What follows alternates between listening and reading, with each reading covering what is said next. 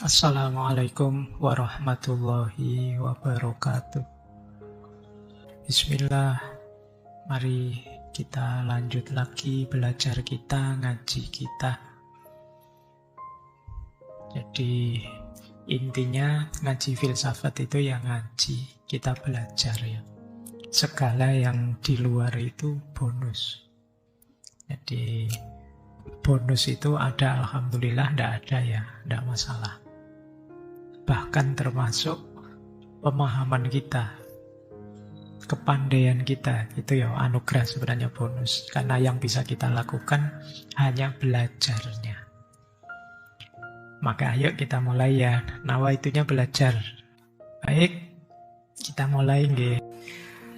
Oke, yuk kita mulai tema kita. Tidak apa-apa temanya hanya setengah, yang penting kalian dapat wawasan tentang ketidakpastian dan situasi konkret yang kalian hadapi. Sekarang kita ke resiliensi. Jadi resiliensi itu kemampuan seseorang untuk bangkit, bertahan, menyesuaikan diri secara positif ketika ada tekanan, kesulitan, atau perubahan tidak menentu.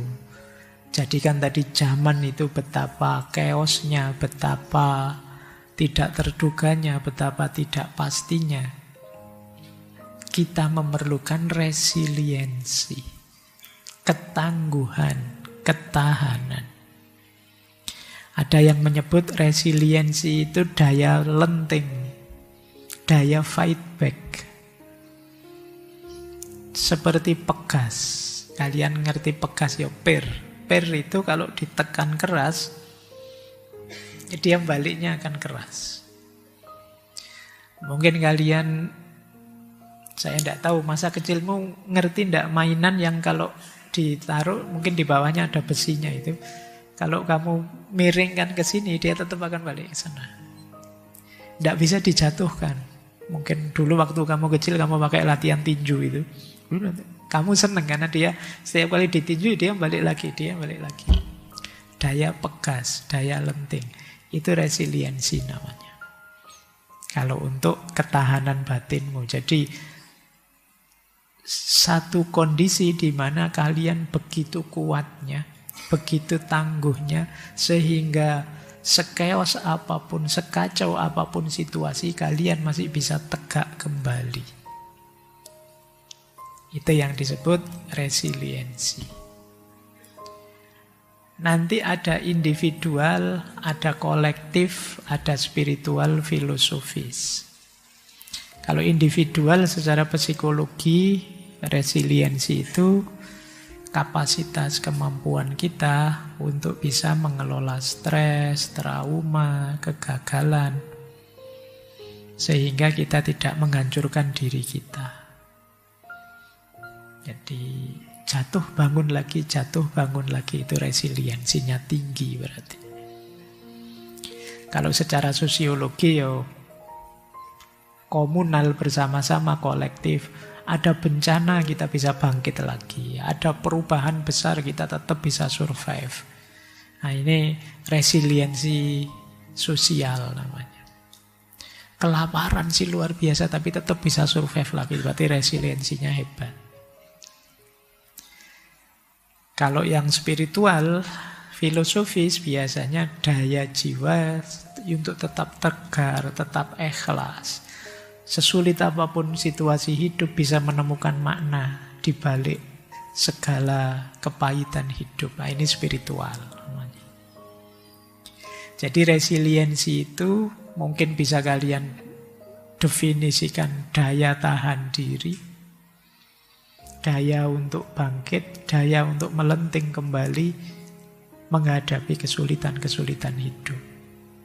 Orang yang resiliensinya tinggi itu biasanya sulit ditaklukkan. Karena dia jatuh akan bangun lagi, jatuh akan bangun lagi. Generasi kalian, Gen Z, itu sering dituduh rapuh. Kalau ada masalah, dropnya cepat, stresnya cepat, depresinya cepat.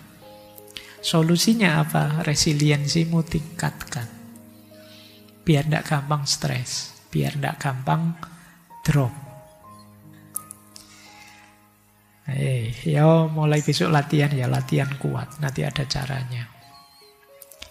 Kata Alain de Botton, ini bulan lalu kita bahas tokoh ini ya. Kata beliau, setengah dari seni hidup yang baik itu resiliensi. Sering saya bilang juga, hidup itu harus bisa ngegas, harus bisa ngerem. Resiliensi ini konteksnya ngerem. Untuk kemudian bisa ngegas lagi. Kalau kata Nelson Mandela, jangan menilaiku dari kesuksesanku, nilailah aku dari seberapa sering aku terjatuh dan bangkit lagi. Orang hebat itu orang yang jatuh bangkit lagi, jatuh bangkit lagi. Kalau orang yang berusaha langsung sukses itu tidak luar biasa, mungkin karena fasilitasnya banyak, mungkin karena dia sejak awal punya modal ini, modal itu, tidak luar biasa. Tapi orang luar biasa itu orang yang mungkin saja dia jatuh, mungkin saja dia kalah, mungkin saja dia terhempas, tertindas, tapi tetap bangkit lagi. Ini orang hebat, sudah.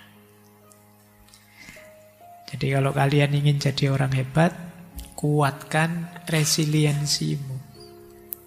Kata Konfusius, kemuliaan kita yang terbesar bukan karena kita tidak pernah jatuh, tetapi karena kita bangkit setiap kali kita jatuh. Jadi orang hebat, orang mulia itu adalah orang yang setiap kali jatuh bangkit lagi. Ya mulai ya, ini kalau diomongkan lancar enak. Tapi kalau dijalankan tidak sesimpel kalimatnya. Ya tadi Nelson Mandela kalimatnya pendek, tapi lihat perjuangan beliau untuk pembebasan rakyatnya dari penindasan rezim apartheid itu panjang dan pahit memang. Jatuh bangun itu pahit, tapi membuatmu tangguh. Jangan menghindari bahaya, jangan menghindari masalah. Hidup itu pasti ketemu bahaya, pasti ketemu masalah. Dan yakinlah setiap kali kalian ketemu bahaya, ketemu masalah, itu adalah kesempatanmu untuk jadi lebih hebat, lebih tangguh. Mungkin Tuhan mengarahkan ke situ dalam rangka biar kamu lebih hebat. Kalau hidupmu lancar terus, enak terus, ya daya resiliensimu mungkin tidak teruji, mungkin rendah. Oke. Nah ini 3 bentuk resiliensi. Yang pertama recovery, yang kedua coping, yang ketiga transformation. Ini nanti tak jelasin satu-satu ya. Kalian mungkin lihat gambarnya ya paham yang dimaksud. Itu kan yang satu ada orang jatuh perosok ke bawah tapi ya berusaha untuk naik lagi. Yang kedua itu gambar bunga di tengah padang pasir, mungkin itu di tengah aspal keras, tapi dia tetap bisa tumbuh. Itu coping namanya.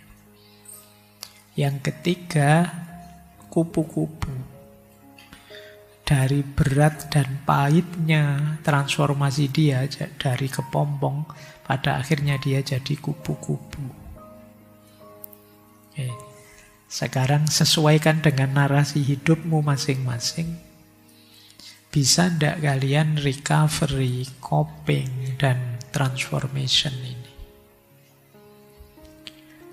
Yang pertama recovery. Recovery itu bouncing back, memantul kembali. Recovery itu kembali ke titik awal lagi. Semula kita terperosok. Nah, pada akhirnya kembali lagi ke posisi sebelum terperosok. Itu namanya recovery. Jadi proses kembali setelah mengalami kesulitan, krisis, atau trauma. Kayak kalian awalnya sehat, terus sakit, terus mati-matian berobat, akhirnya sembuh. Sembuh itu kan kembali ke fase sebelum kalian sakit. Mengembalikan keadaan seperti sebelum masalah datang. Setelah gagal ujian, IP-mu 3 sih, tapi terus semester ini nilaimu jelek semua. Akhirnya jatuhlah jadi 2 apa jadi 1, apa berapa. Nah, terus semester depan kamu mati-matian berjuang, mengulang juga, terus akhirnya ya masuk track lagi, 3 lagi IP-mu. Itu namanya kalian bouncing back. Kalian memantul kembali ke arah sebelum kalian jatuh. Nah, ini ya. Awalnya hidupmu nyaman. Terus punya pacar, jadi ruwet enggak karu-karuan. Terus putus, kamu depresi. Terus kamu berusaha bangkit lagi, kembali ke situasi awal seperti kamu belum punya pacar dulu, hidupmu nyaman lagi terus. Ini namanya bouncing back. Setelah ada masalah, kamu balik lagi. Banyak orang yang setelah ada masalah jatuh, sudah tidak bangun-bangun lagi, sudah. Depresi, stres berkepanjangan. Dia tidak mampu memantul kembali. Bayangkan ya nanti kalau kalian yang ada masalah, bayangkan dirimu sedang memantul. Atau bayangkan dirimu seperti gambar itu, kalian sedang mendaki lubangmu untuk sampai ke kondisi awal lagi. Ini kalau disambungkan seperti tema Minggu Layu lah, bagaimana kita mereset hidup kita kembali. Ini yang disebut bouncing back. Yang kedua, coping. Coping ini bouncing with, memantul bersama. Kalau ini ada yang bilang lebih hebat daripada yang pertama. Coping ini biasanya problem yang sangat berat. Kita tidak bisa kembali ke kondisi sebelumnya. Sudah terlanjur ketemu masalah seperti ini. Nah, coping ini kita bisa bertahan, beradaptasi dalam situasi sulit.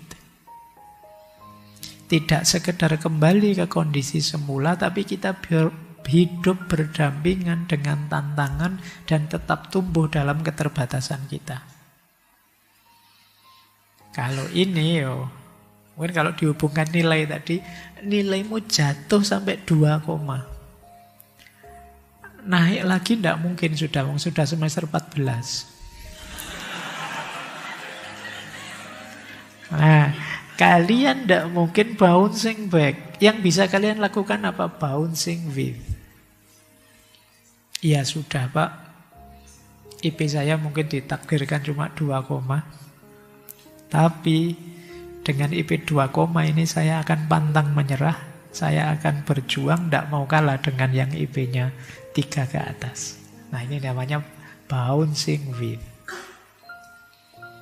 Jadi, karena situasi pahitnya tidak bisa dihindari, mau tidak mau dihadapi, ya sudah, ayolah. Seperti ini saya juga siap kok. Nah, ini namanya bouncing with. Mungkin ada kalian yang sakit misalnya. Kan ada sakit tertentu yang tidak mungkin bisa 100% sembuh kalau kita tidak bisa mengontrol diri kita. Mungkin diabetes lah, mungkin darah tinggi atau apa. Nah, rumus resiliensinya coping ini. Baik, saya siap hidup bersama penyakit ini, mengontrol diri, latihan, memodifikasi hidup agar tetap nyaman meskipun punya penyakit ini. Ini namanya bouncing with. Mungkin kalian dulunya kaya, tiba-tiba miskin. Dan tidak mungkin kalian bisa balik segera ke kaya raya seperti dulu. Tapi bukan berarti kalian hidupmu gelap terus depresi. Tidak. Kalian masih bisa dengan rumus bouncing with ini. Ini kalau mungkin ada peribahasa itu di barat, istilahnya apa? Sleeping with the enemy. Tidur bareng musuh.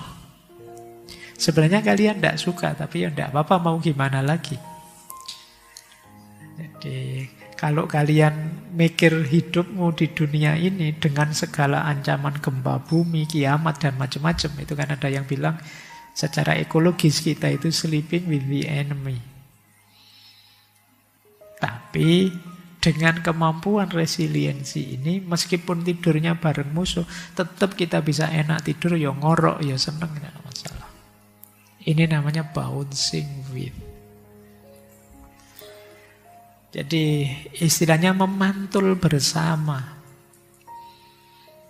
Kayak kalian kehilangan misalnya, kayak tadi loh, kehilangan pasanganmu misalnya. Itu kan beratnya luar biasa. Alternatifnya kan dua, kamu kembali lagi nyari lagi seperti yang awal, atau ya sudahlah, kamu terbiasa kok hidup dalam situasi patah hati, enak-enak saja, itu nyaman-nyaman saja, itu namanya bouncing with. Coba ya, nanti makanya tadi saya bilang, coba perhatikan hidupmu, kalian ingin ada di titik mana untuk resilient ini. Jadi bouncing kayak tadi ya, yang sebelumnya bouncing back atau bouncing with. Kalau ini ada yang bilang ini yang paling hebat. Namanya bouncing forward. Memantul maju, transformasi. Kalau ini tidak sekedar kuat menghadapi masalah, tapi juga justru masalah itu jadi titik pijak dia untuk berubah lebih baik. Ini namanya bouncing forward. Dengan menghadapi masalah kita jadi lebih kuat, lebih bijak, lebih matang, lebih kritis. Ini namanya bouncing forward. Setelah sadar kayak tadi, setelah sadar nilaimu jatuh misalnya dan tidak bisa diperbaiki, ya kalian bisa menerima. Tapi dengan pijakan itu, sekarang kamu mereformasi dirimu besar-besaran. Kamu jadi anak tekun, kamu jadi anak yang lebih serius, kamu bertransformasi berarti. Bouncing forward. Memantul maju jadi lebih baik. Nah, coba perhatikan ya teman-teman 3 bentuk resiliensi ini. Di sekitar kita ada banyak sekali masalah. Kalian bisa kalau sanggup menghapus masalah itu biar masalah di sekitarmu habis, terus kamu kembali nyaman hidupmu. Bouncing back. Atau tidak bisa Pak, daya saya terbatas, tapi minimal saya bisa bertahan dan tidak rusak. Meskipun di tengah padang pasir, saya masih bisa tumbuh, berbunga dan indah. Ini bouncing with. Saya tidak tahu nanti tuntutanmu dituruti apa enggak, tapi pastikan kamu tidak merusak dirimu sendiri. Pastikan kalian tetap bisa bouncing with, tetap bisa tumbuh, berkembang indah. Apapun situasinya. Apalagi kalian bisa transformation.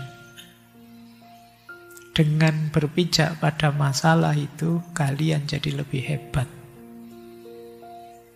Lebih bijaksana. Lebih berani. Lebih tangguh. Lebih luar biasa. Ini namanya transformation. Oke, baik. Itu ya, perkuat 3 aspek ini dalam hidup kalian. Hidupmu akan jauh lebih kuat, tidak lagi gampang burnout tadi, kelelahan atau depresi. Ya kalau tadi problematika narsis, burnout, depresi, ya paling tidak sisa narsisnya kan gampang. Narsis itu alamiah saja sih, orang pengen validasi, diakui orang, biasa saja. Efeknya tidak terlalu berat dibandingkan yang burnout sama depresi tadi. Jadi kuncinya di daya resiliensimu.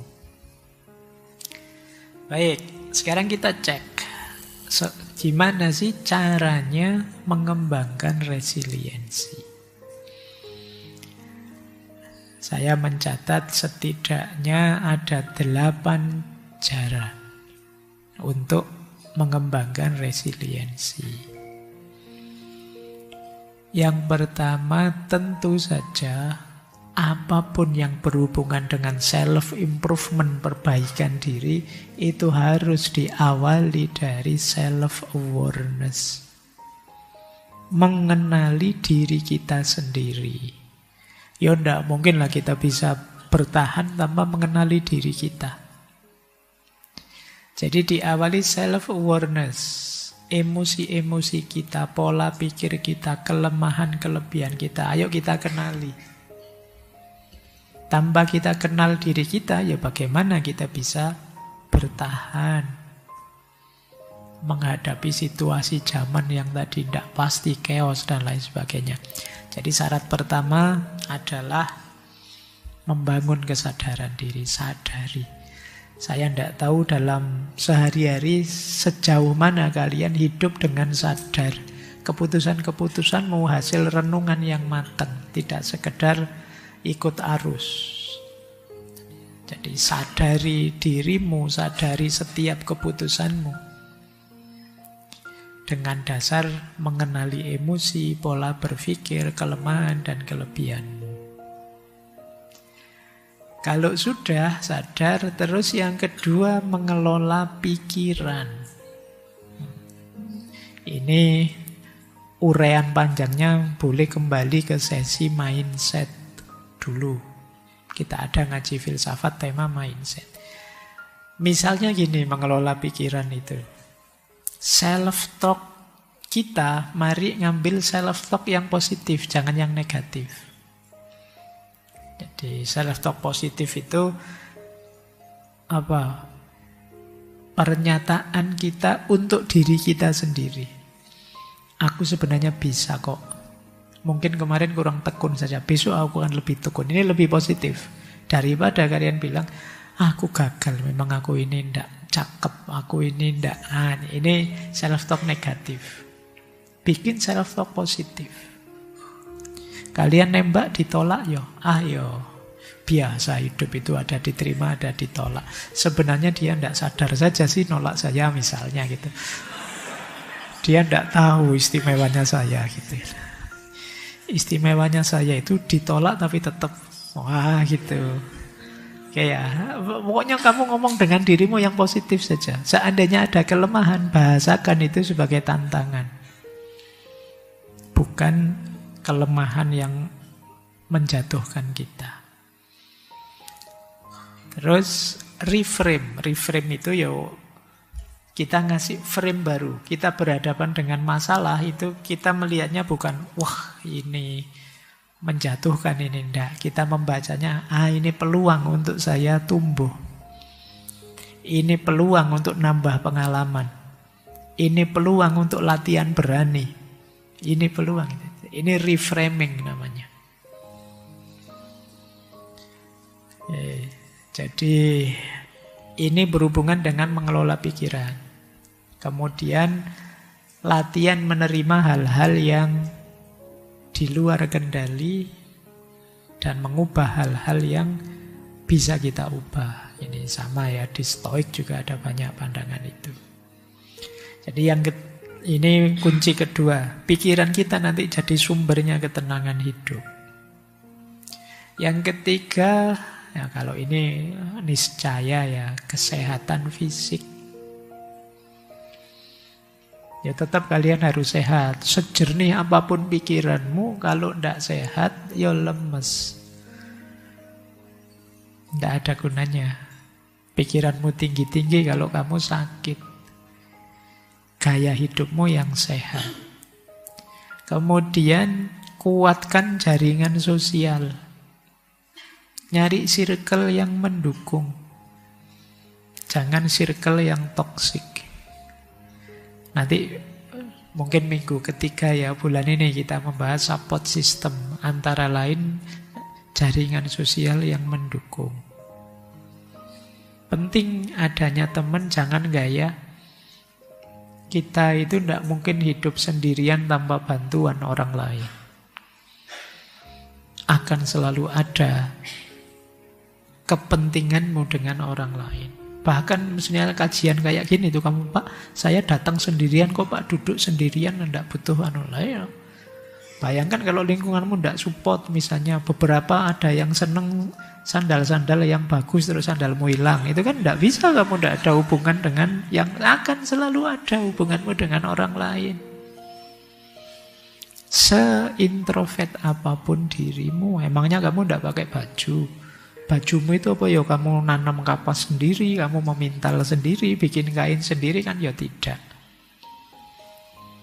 Kemudian ngaji saat ini yo, kamu butuh takmir yang nyiapin kopi, yang nyiapin tempat. Ya tidak bisa kita sendirian.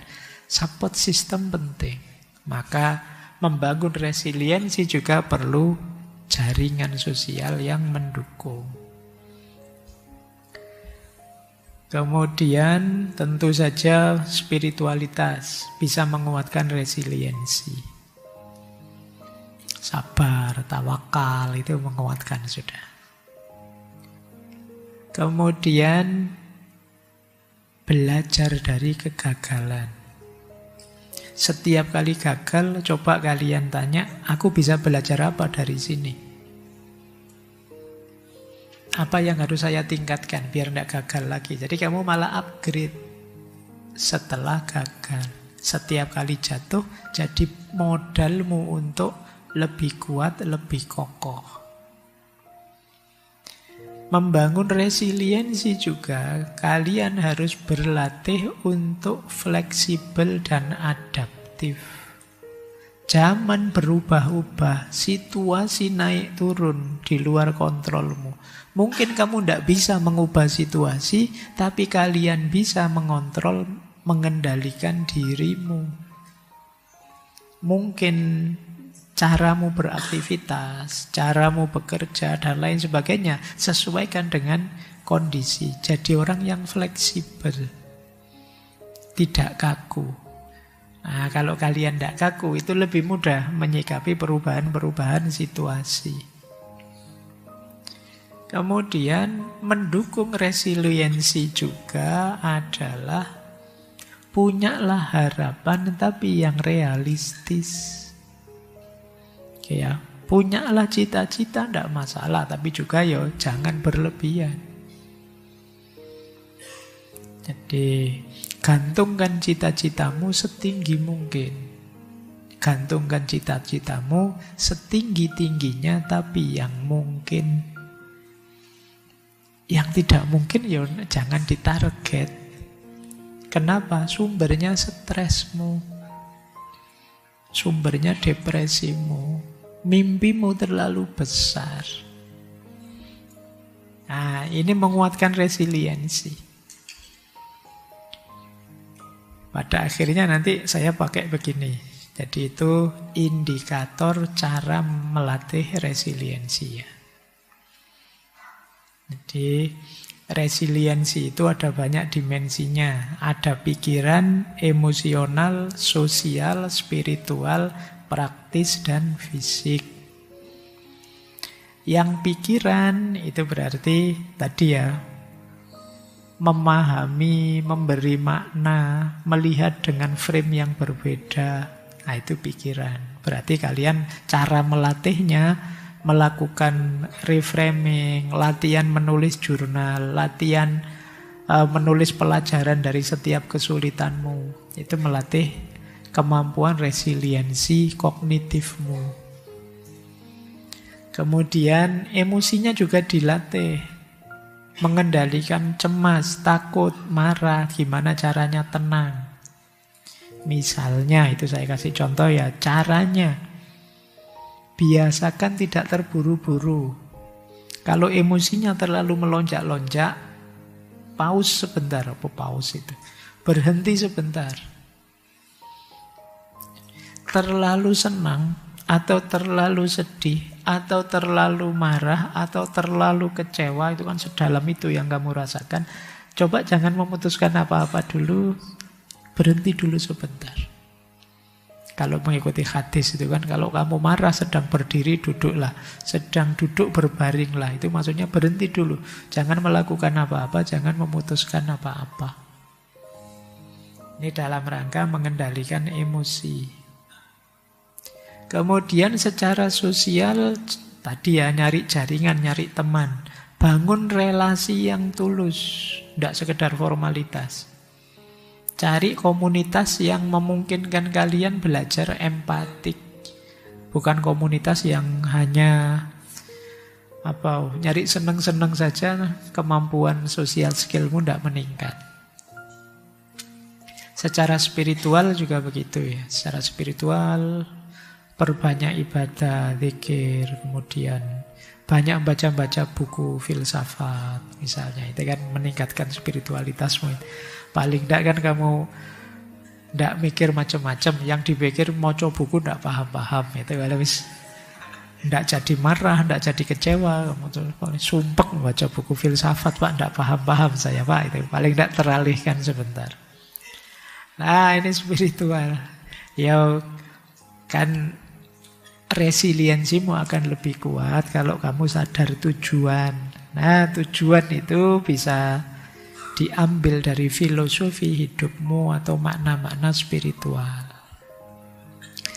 Kemudian dari aspek praksis atau tindakan kalian untuk bisa lebih kuat, boleh kok kalian meningkatkan kualitas dirimu. Misalnya kamu latihan digital apa, nambah kemampuan bahasa apa, itu pasti membuatmu lebih tangguh. Semakin kamu nambah skill, semakin kamu hebat, kuat. Kemudian biasakan, ini mendukung resiliensi. Kalian punya target apapun, rencananya jangan hanya satu. Ini plan A, ini plan B, ini plan C. Plan A gagal ya plan B. Plan B gagal ya plan C. A, B, C gagal semua, ganti rencana. Loh, caranya begitu. Karena planmu hanya satu, ya ketika gagal selesai. Nah, itu ya. Oke, dan fisik tentu saja kesehatan. Jadi penting. Terus, ini penghalang-penghalang resiliensi. Kalian yang dengan mental dan mindset seperti ini, kamu tidak akan jadi lebih tangguh. Resiliensi tadi kan ketangguhan. Saya tidak tahu, mungkin kalian pernah mengucapkan kalimat ini.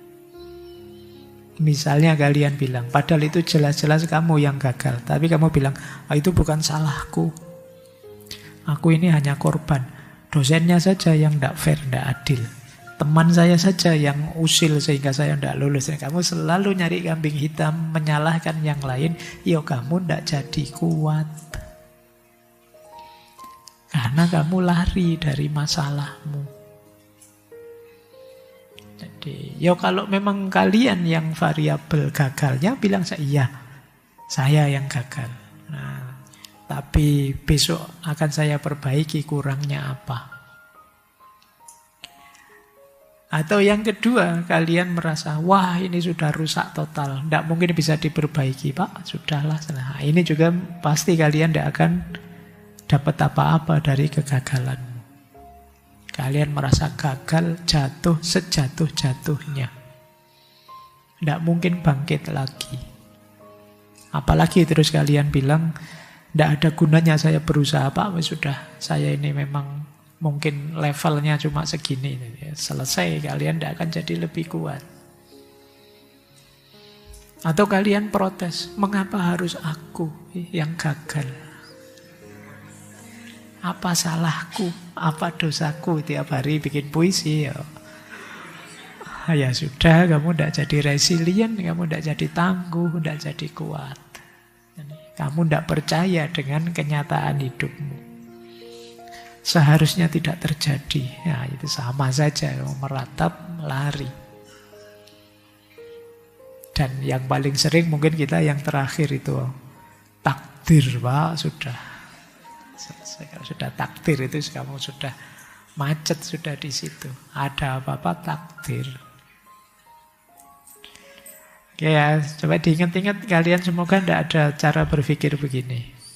Karena kalau cara berpikirmu ada di sini, tidak jadi kuat kalian. Tidak jadi resilient. Intinya kalian lari dari masalahmu, tidak mengakui kegagalanmu. Ya sudah, pelajaran dari kegagalan tidak kalian dapat, padahal kenyataannya ya memang kamu gagal.